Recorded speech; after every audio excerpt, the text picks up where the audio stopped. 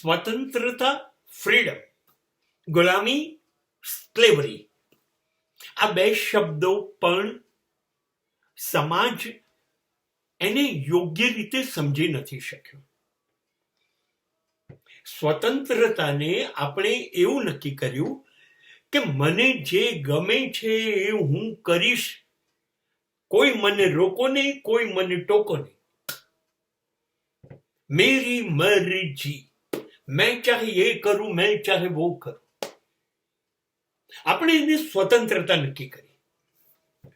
ના મા બાપે બાળકોને પૂછવાનું, ના પત્નીએ પતિને, ના પતિએ પત્નીને પૂછવાનું, ના ભાઈએ બીજા ભાઈને કે ના ભાઈને બેન. અમારે જે કરવું હોય અમે કરીશું, તમે કોણ અમને કહેનારા? આપણે આનો અર્થ આ સ્વતંત્રતા કરી અને આપણે એને મહાન કહેવા માંડ્યા કે જે બધું જ માને, હા પાડે, તમે કહો એમ જ કરે, બિલકુલ દલીલ નહીં, ચૂપચાપ તમે કહો એમ જીવ્યા કરે. આને ગુલામી કહેવાય. અને આપણે સમાજ એમ કીધું આ બહુ સજ્જન છે, આ આજ્ઞાંકિત છે, આ મોસ્ટ ડિસિપ્લિન છે, આનામાં સંસ્કૃતિ છે, સંસ્કાર છે, વિવેકી છે. સમાજ આને રિસ્પેક્ટ આપે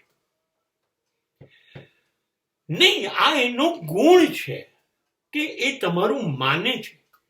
એનો મતલબ કે એના મગજમાં જે એ વિચારે છે એ નથી માનતો.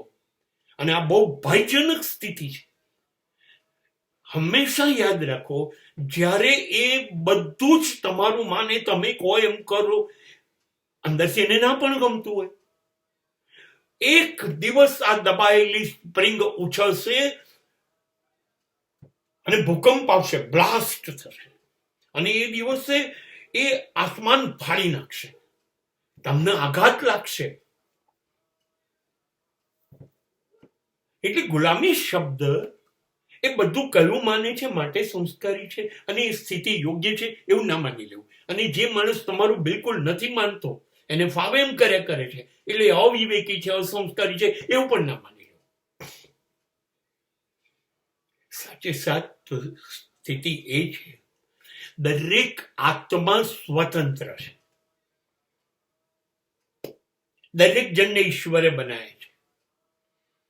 દરેક જણની અંદર ઈશ્વર છે. અને માટે જો ઈશ્વર હોય તો ઈશ્વર કેવી રીતે કોઈનો ગુલામ હોય? ઈશ્વર તો સ્વતંત્ર છે અને એને આપેલા આત્મા આપણે છીએ, તો આપણે સ્વતંત્ર છીએ. આપણે કેવી રીતે કોઈની ઉપર અધિકાર જમાઈ શકીએ?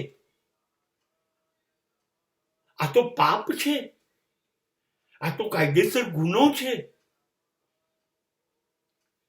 તમે કેવી રીતે દરેક માણસને પાંજરામાં પુરાયેલા પોપટ બનાવી શકો અને એને જામફળ મરચા આપી દો અને કહો બોલ રામ રામ? અરે તમે એની જિંદગી ખલાસ કરી કાઢી. એને આકાશમાં ઉડવાનું નહીં, એને વાદળોને અડવાનું નહીં, એને વૃક્ષ ઉપર ડોલવાનું નહીં, એને ટૌકા કરવાના નહીં. તમે એને બાંધી દીધો 1 ફૂટના પાંજરામાં.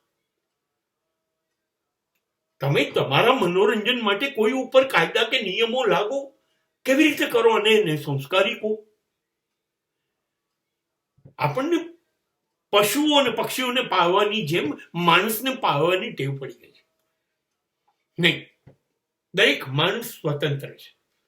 હવે આ માણસે નક્કી કરવાનું કે એ સ્વતંત્ર છે, પણ એ કશુંકનો પોતે ગુલામ છે.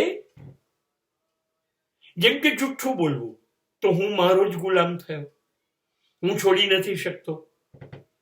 ચોરી કરવી, તો હું મારો જ ગુલામ થયો. બધા વ્યસનો કરવા, હું એને છોડી નથી શકતો, તો વ્યસનોનો હું ગુલામ થયો. બધી ખરાબ વસ્તુઓ જો હું પકડી રાખું તો એ મારો માલિક થયો. હું સ્વતંત્ર કેવી રીતે થયો? તો આમ જોવા જઈએ તો માણસ પોતાના દુર્ગુણોથી ના છૂટતો હોય તો એ પણ ગુલામ છે. સ્વતંત્ર તો એ કહેવાય કે જે પોતે નક્કી કરે કે હું આ કરીશ કે હું આ નહીં કરું, અને અયોગ્ય હશે તો નહીં કરું, અને યોગ્ય હશે તો કરીશ. આ સ્વતંત્રતા અને ગુલામીને પણ સમાજના આ રેફરન્સમાં સમજવાના છે.